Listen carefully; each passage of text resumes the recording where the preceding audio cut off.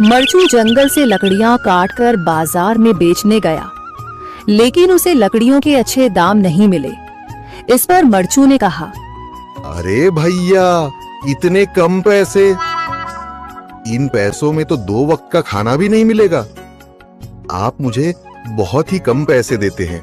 मैं इतनी मेहनत से लकड़ियां काट कर आता हूँ, लेकिन उनके पैसे मुझे बहुत कम मिलते हैं। भैया, तुम्हारी लकड़ियां होती ही इतनी कमजोर हैं कि मैं इससे ज्यादा पैसे नहीं दे सकता। तुम्हारी लकड़ियों के बस इतने ही पैसे बनते हैं। अरे भैया, कुछ ज्यादा कर दो ना। वो क्या है ना कि इन पैसों का तो कुछ भी नहीं आता। मैं अपनी जिंदगी कैसे गुजारूंगा? भैया, तुम जाकर अच्छी लकड़ियां लाओ, तभी इन लकड़ियों का अच्छा दाम मिल पाएगा, वरना इन लकड़ियों का तो यही दाम है।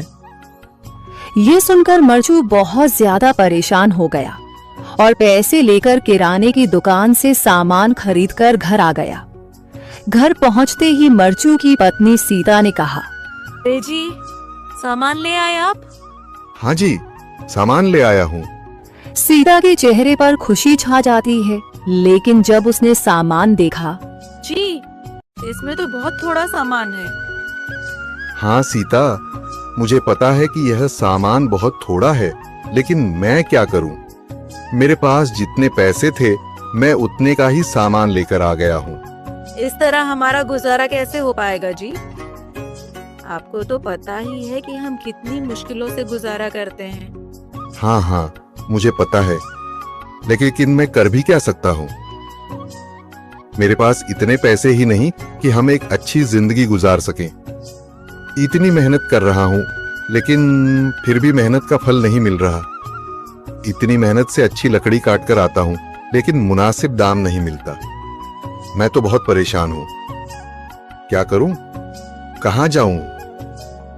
अरे जी, आप परेशान न हो, आप कोई और काम देख लें। मैंने कई बार काम तलाशने की कोशिश की, पर किसी ने भी मुझे काम नहीं दिया। ये सुनकर सीता भी काफी ज्यादा परेशान हो गई। मरचू से सीता की परेशानी नहीं देखी गई। उसने अपनी पत्नी सीता से कहा, मैं फिर से जंगल की ओर जा रहा हूँ। अरे जी, अभी मत जाइए ना, वैसे भी शाम हो रही है। आप कल चले जाइएगा, अभी मत जाइए। ठीक है, अगर तुम रोक रही हो तो मैं नहीं जाता। मैं कल चला जाऊंगा। इसके बाद मरचू गांव में घूमने के लिए चला गया। तभी उसे एक आदमी मिला और उसने कहा, कहाँ जा रहे हो भैया?